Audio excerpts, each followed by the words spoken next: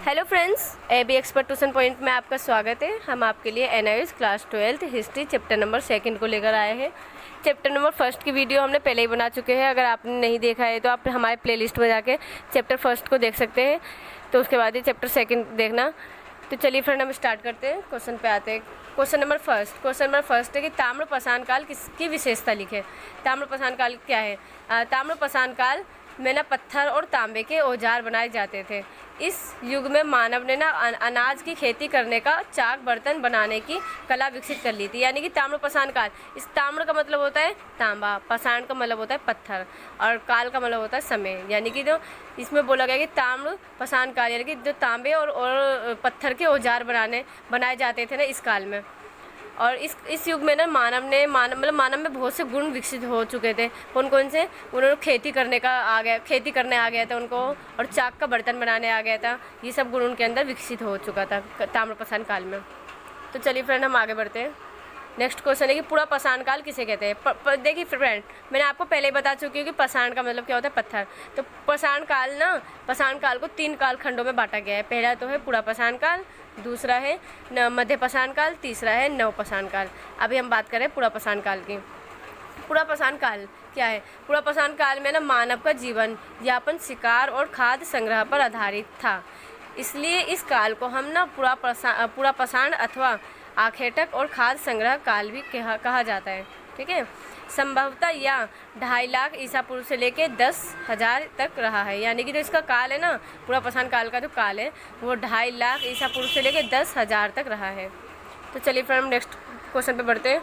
Next question है कि मध्य पाषाण काल किसे कहते हैं। मध्य पाषाण काल हमने आपको पहले बता चुके हैं, 3 कालखंडों में बांटा गया है पाषाण काल को। अब हम सेकंड वाले की बात कर रहे हैं, पूरा मध्य पाषाण काल। मध्य पाषाण काल क्या है?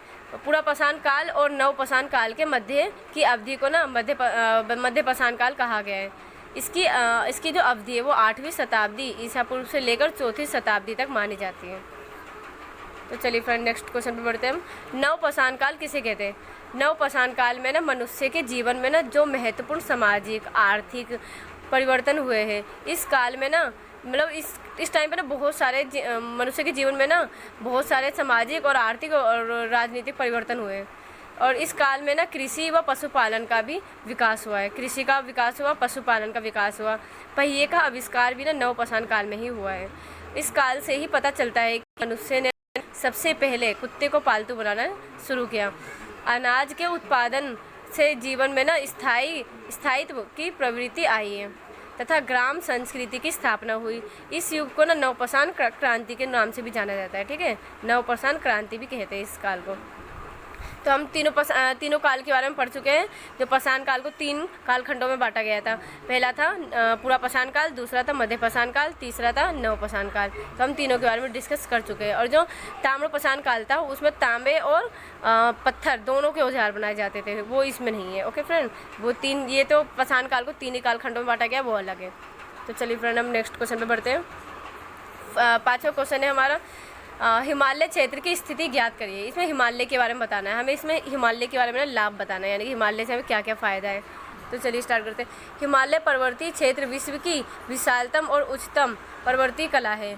यह ना औसतन 2400 किलोमीटर की लंबाई में फैली हुई है। जो इसका औसतन है ना वो ना 2400 किलोमीटर की लंबाई में फैली हुई है। इस श्रृंखला ने ना हमलावरों को आने से रोका है। हिमालय भारत की पवित्र नदियों का उद्गम स्थल है। गंगा, यमुना, ब्रह्मपुत्र, यांगतेज जैसी नदियाँ ना यहीं से जन्मी हैं। हिमालय एक महान जलवायु बाधा है। वे देश को ना मध्य एशिया की ठंडी और सूखी हवाओं से बचाता है। हिमालय कई कीमती जड़ी बूटी प्रदान करता है। हिमालय से ना औषधि पौधे भी प्राप्त किए जाते हैं।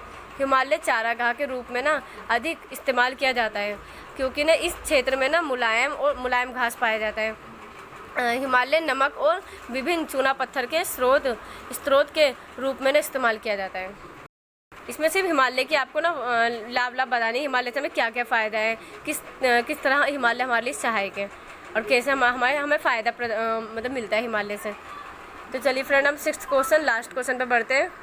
फ्रेंड, अगर आपको हमारी वीडियो पसंद आए तो प्लीज़ हमारी वीडियो को लाइक करना और उन तक वीडियो को पहुंचाना जिसको ज़रूरत है। सबको, अपने सारे फ्रेंडों को शेयर कर देना, हमारे चैनल को सब्सक्राइब कर देना प्लीज़ फ्रेंड।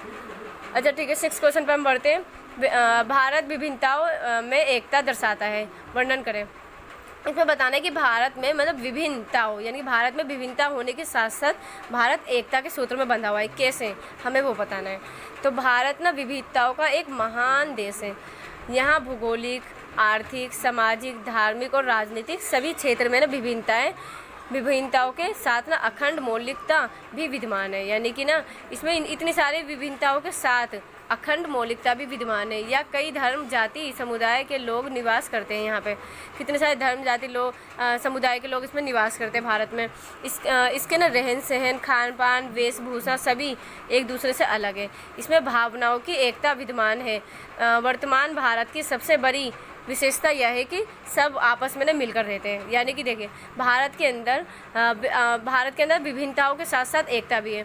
भारत में विभिन्नताएं जैसे कि धर्म के नाम पे, जाति के नाम पे, समुदाय के नाम पे अलग अलग रूप और रहन सहन लोगों का अलग है, खान पान अलग है, वेशभूषा सब अलग होने के बावजूद भी लोग एकता के सूत्र में बंधे हुए लोग एक साथ रहते हैं।